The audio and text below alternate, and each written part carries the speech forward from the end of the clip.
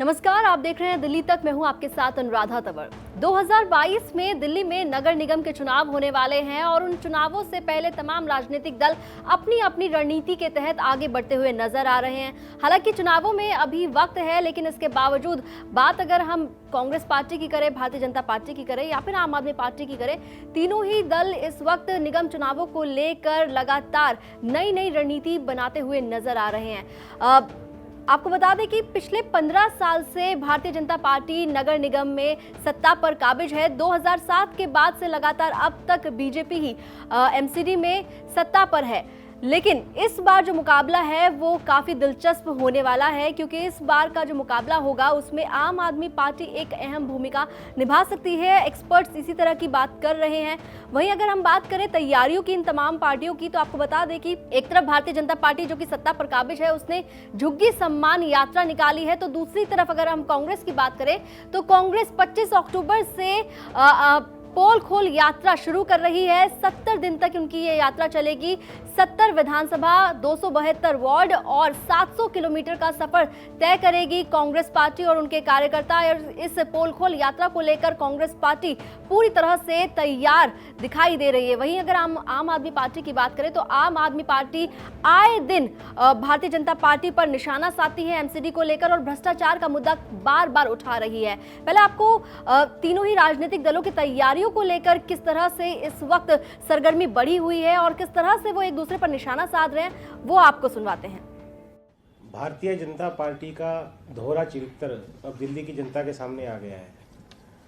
एक तरफ कोरोना के नाम पर विज्ञापन कंपनियों को, पार्किंग की माफियाओं को, टोल टैक्स कंपनियों को करोड़ों करोड़ों रुपए उन्होंने माफ़ कर दिए, वेव ऑफ कर दिए।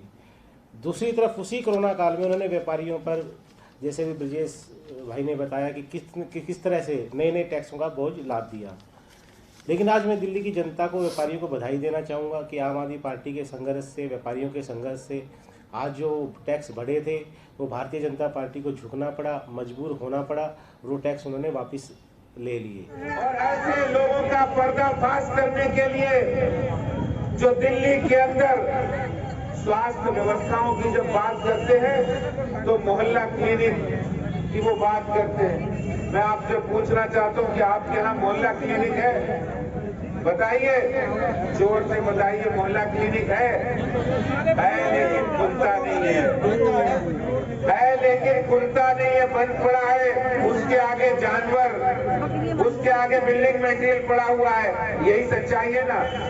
अरे बताइए ना भाई, यही सच्चाई है? तो मोहल्ला क्लिनिक की भी सच्चाई आ गई है और दिल्ली के मुख्यमंत्री साहब की असलियत भी आ गई है। और इन सब अधिकारों की, इन सब बातों को लेकर आपके साथ बात करने के लिए, समस्या का समाधान करने के लिए, इन सब बातों को लेकर के ये झुग्गी सम्मान यात्रा है। अब तक हम जो बातें अपने कांग्रेस के मंच से, प्लेटफॉर्म से उठा रहे थे, कोविड फेलियर में नंबर 1, जनता बताएगी सच, सरकार के सामने आईना दिखाएंगे, तो कोविड की हम पोल खोलेंगे। आज जिस तरह से झुग्गी सम्मान यात्रा निकाल रहे हैं, जख्मों पे नमक छिड़क रहे हैं, हम पोल खोलेंगे कि जहां झुग्गी वहीं मकान का नारा जीरो साबित हुआ, राशन कार्ड की बात थी जीरो साबित हुई, पेंशन का अधिकार जीरो साबित हुई। वैसे शिक्षा का मॉडल प्रस्तुत करने वाले केजरीवाल से हम प्रश्न पूछेंगे, क्या क्लासरूम या डेस्क बढ़ाने से शिक्षा में सुधार हुआ?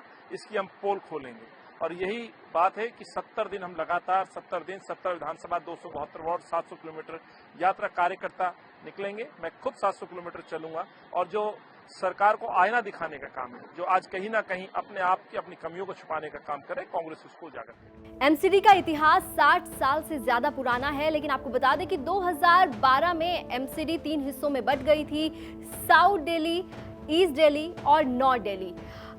2007 की बात करें तो आपको हमने बताया कि भारतीय जनता पार्टी 2007 से ही एमसीडी की सत्ता पर काबिज है। लेकिन अगर पिछले चुनावों की बात करें एमसीडी की, 2017 में हुए थे, उस दौरान आम आदमी पार्टी ने काफी दिलचस्प भूमिका निभाई थी और जिस तरह से लग रहा था कि त्रिकोणीय मुकाबला होगा, वैसा ही कुछ नजर आया। लेकिन जिस तरह से बीजेपी ने जीत हासिल की थी तो सबको चौंका दिया था। क्या कुछ परिणाम रहे थे 2017 में जब एमसीडी के चुनाव हुए थे, वो भी आपको बताते हैं।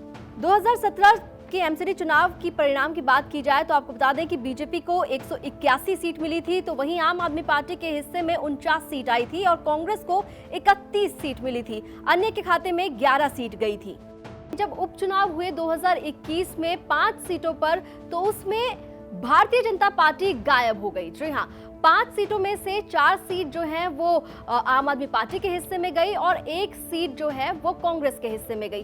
कौन कौन सी सीट पर चुनाव हुआ और कौन सी सीट किस पार्टी के खाते में गई, वो भी आपको बताते हैं। तो 2021 में हुए उपचुनाव में आम आदमी पार्टी ने बाजी मारी थी। त्रिलोकपुरी में आम आदमी पार्टी को जीत मिली थी, कल्याणपुरी भी आम आदमी पार्टी के खाते में गई थी, रोहिणी सी भी आम आदमी पार्टी को मिली और शालीमार बाग में भी आम आदमी पार्टी ने जीत का परचम लहराया था, जबकि चौहान बांगड़ कांग्रेस के हिस्से में गई थी।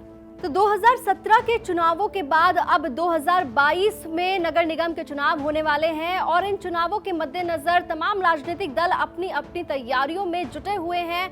कांग्रेस ने पोल खोल यात्रा का ऐलान कर दिया है 25 अक्टूबर से, तो वहीं भारतीय जनता पार्टी झुग्गी सम्मान यात्रा कर रही है और आम आदमी पार्टी आए दिन प्रेस कॉन्फ्रेंस करती है और प्रेस कॉन्फ्रेंस में नए नए मुद्दे उठाती है और कई तरह के खुलासे करती है। भ्रष्टाचार के मुद्दे पर भाजपा को घेरती है और इसी के साथ अभी जिस तरह से धीरे धीरे नगर निगम के चुनाव नजदीक आ रहे हैं, उसके तहत आपको और भी कई कैंपेन नजर आएंगे जो अलग अलग पॉलिटिकल पार्टीज हैं वो रन करती हुई दिखाई देंगी। फिलहाल दिल्ली में नगर निगम चुनावों को लेकर अब माहौल बनना शुरू होता हुआ नजर आ रहा है। दिल्ली एनसीआर से जुड़ी तमाम खबरों के लिए आप देखते रहिए दिल्ली तक।